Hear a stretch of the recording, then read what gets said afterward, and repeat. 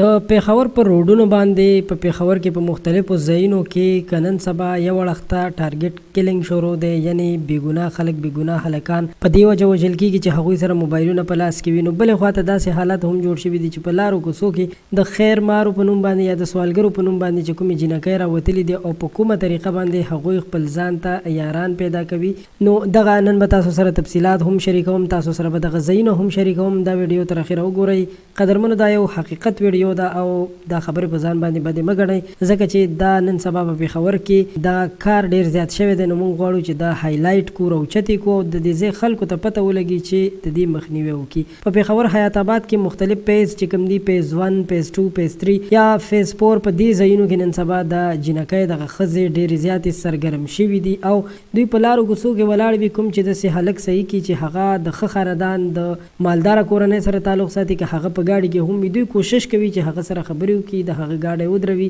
یا که هغه په لاره باندې روان وي نو هغه سره په لاره باندې ګپ شپ لګوي او ترې تپوس کوي چې فلانکې ځای چېرته دی یا فلانکې ځای. او په دې طریقه چې کله هغه سره ګپ شپ ازاد کړي نو بیا ترېنه د پیسو ډیمانډ کوي او ترېنه دغسې ډیمانډ هم کوي چې که ته ماته پیسې راکړې نو زه به تا سره دغه بل کار وکړم. نو درنو او قدرمنو ملګرو، زموږ د ویډیو جوړولو مقصد دا دی چې دا څیز د ستاسو په نظر کې هم راولو، د ټولو ملګرو په نظر کې راولو چې نن سبا په دې ځایونو کې دا کارونه ډېر زیات شوي دي او د دې انجام ځکه خراب دی چې په دې لارو باندې کوم نوي نسل، کوم ځوانان چې دي یا پیغلې جینکۍ دي، هغوی سکول ته هم ځي راځي، کالجونو ته هم ځي راځي، ځکه چې دغه یو مین سیکټر دی او دغلته تعلیمي ادارې هم ډېر ښه ادارې دي. نو حکومت ته پکار دی چې د دې څیز مخنیوی وکړي. کوم خلک چې دغلته دا کار کوي او د کوم ځای نه راغلي دي پکار ده چې ونیسي، سزا هم ورکړي، جرمانه پرې هم ولګوي او خپلو ځایونو ته یې ولېږي، که دا د کلو نه راغلي وي یا د پنجاب د کومو علاقو نه راغلي وي، د هر ځای نه چې راغلي وي د دې مخنیوی پکار دی. خپل نظر را سره ضرور شریک کړئ، زموږ چینل هم سبسکرایب کړئ.